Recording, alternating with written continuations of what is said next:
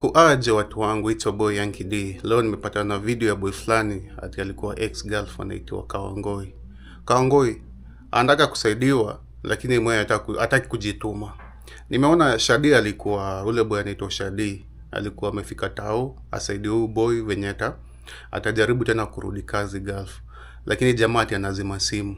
Alafu kuna video amepost like I think 17 hours hapo hivyo nimepata nayo saa hizi. Ati anaanza kulia ati mama yangu sijui nini, ati alisema nikienda sijui watu wanauliwa saa hizi. Ati sijui nikienda mtu wangu. How comes kama huko unajua jamaa mbona ulizima simu? Alafu saa hizi ndo unasema ulikuwa unamjua alafu unasema ulikuwa umemblock. Sasa wewe utasaidiwaje na wale watu wanataka kusaidiwa na wablock? Siko ubaya lakini vitu zingine like as it makes sense.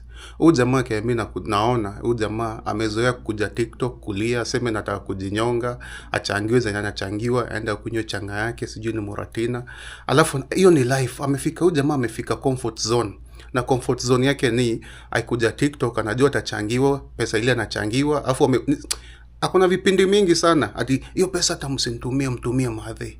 Mtumie nini? Like mtu wangu imefika pahali mtu wangu inafaa ujitume kama mwanaume. Si kila saa tu TikTok, pia watu wako na mashida zao. Kila saa watu watakuja watu wa Gulf na kuchangia. Anyway, sijai mchangia. Cause mimi siwezi changia like mtu ambaye aonyeshe effort yote ya kujituma. Siwezi mchangia. Penye uko Kawangoi mtu wangu, wacha na hiyo mambo ya kulialia, sijui nini mtu wangu. Kama unataka kusaidika, kubali usaidizi ya watu na watu watakusaidia. Lakini ukianza hiyo kora yako unaitwa sijui tao uende wapi, sijui nini, unazima simu mtu wangu, unaanza sijui watu nitauliwa au sijui nitafanywa nini. Mtu wangu, hiyo mambo imepitwa na wakati. Hata nilikuwa naangalia hiyo video nikajiuliza kwani huyu jamaa ako na miaka ngapi?